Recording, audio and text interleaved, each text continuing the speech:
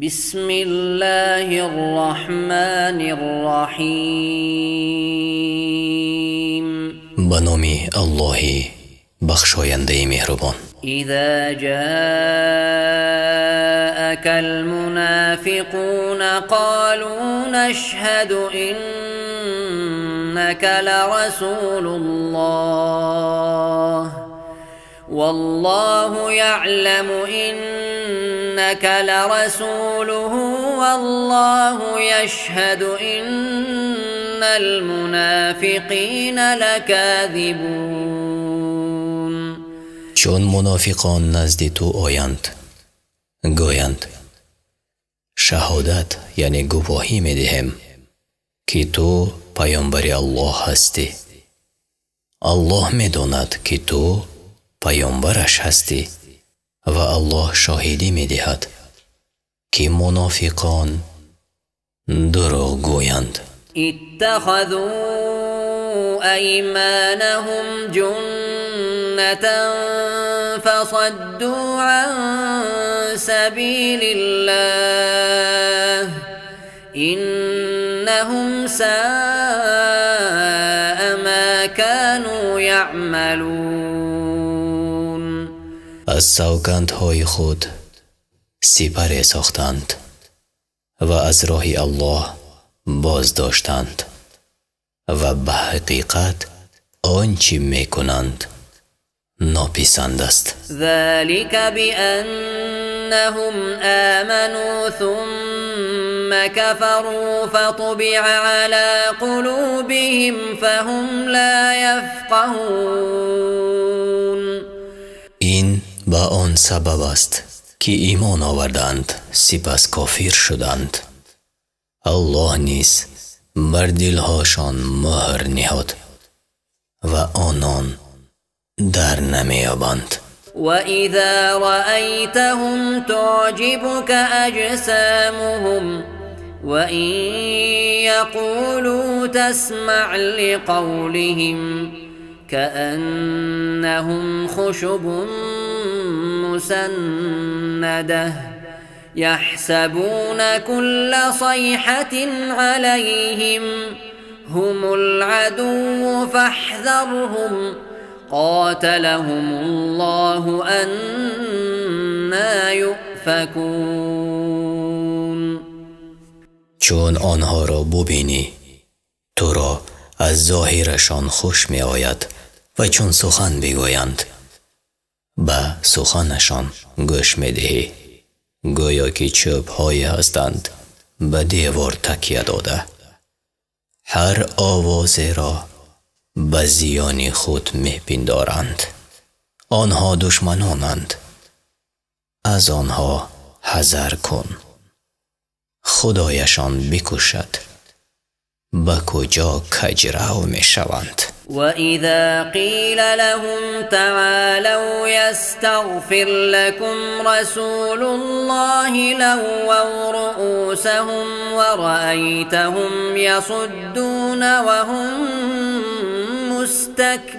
مستكبرون.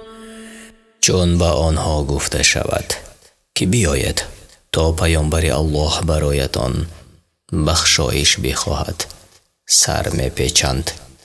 میبینی که روی گردانی و تکبری میکنند. سواء عليهم استغفرت لهم ام لم تستغفر لهم لن يغفر الله لهم إن الله لا يهدي القوم الفاسقين.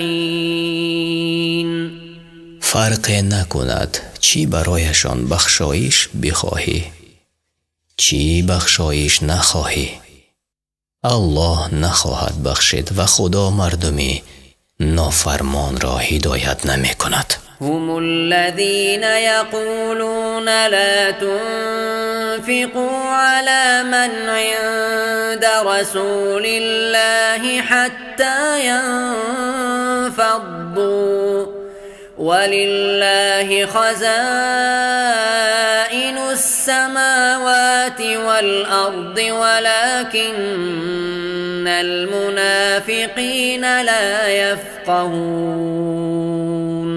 اینها همانهایند که میگویند بر اینها که گردی پیامبری الله چیز ندهد تا از گردش پراکنده شوند و حال آن که خزینه های آسمان ها و زمین از آن الله است ولی منافقان نمیفهمند. یقولون لئن رجعنا الى المدینة لیخرجن الاعز منها الاذل ولله العزة ولرسوله وللمؤمنين ولكن المنافقین لا یعلمون.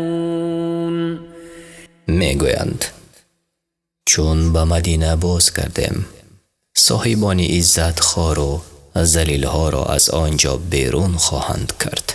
عزت از آن الله و پیامبرش و مؤمنان است ولی منافقان نمیدانند. یا ایها الذین آمنوا لا تلهکم اموالکم ولا اولادکم عن ذکر الله ومن يفعل ذلك فأولئك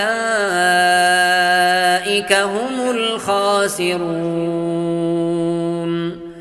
ای کسانی که ایمان آورده اید مالها و اولادتان شما را از ذکر الله به خود مشغول ندارد که هر کی چونین کند زیانکار است. و انفقوا مما رزقناكم من قبل ان یأتی احدكم الموت فيقول رب لولا أخرتني إلى أجل قريب فأصدق وأكن من الصالحين.